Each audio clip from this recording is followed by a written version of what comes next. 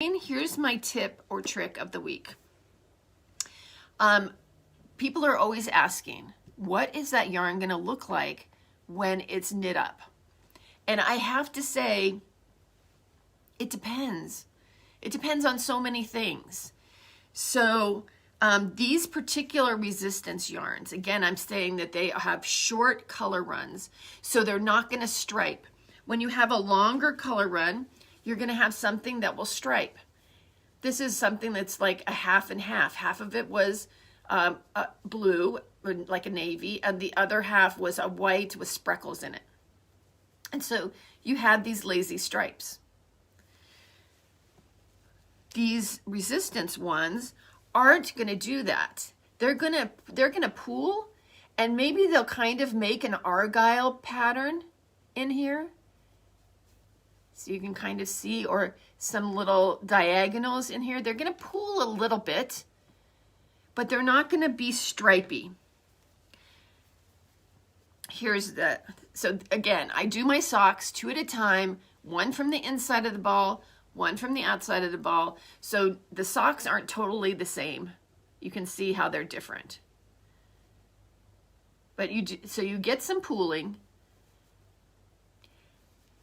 but you don't get any real striping effect. Here's another one that it's striped in a like a spiral kind of a way. And this is one of the ones that I do that's like, I call it potluck. So you really don't know what you're gonna get until you put it on the needles. And look how different. So this one, from the inside, I don't know if this was the inside or the outside of the ball, but you have smaller stripes than this one has bigger stripes. But they came from the same ball. They just started at different places.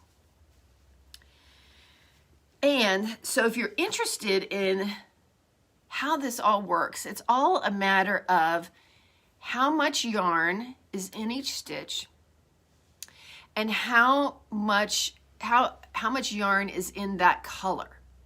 And by looking at that math, you find the magic number. And with that magic number, you can manipulate the stitches that you're working with, especially if you're making something that doesn't necessarily have to fit, like you're making a cowl or a shawl or something that doesn't totally have to fit or can fit loosely. So with that magic number, once you find that out, you can use multiples of that number to then decide, do I want an argyle pattern?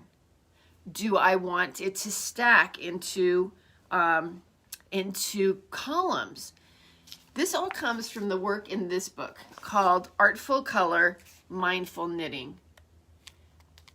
And this was written by Laura Militzer Bryant. And I love her work. So look at even this back outfit. So by using the magic number, she was able to make that argyle pattern, right?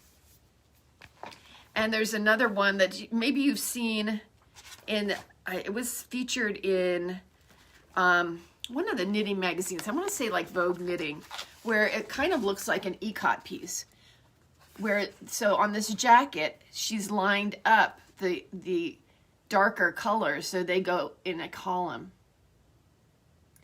So if you're interested in this is a really knitting nerdy book, and it's a color nerdy book. It's really fun.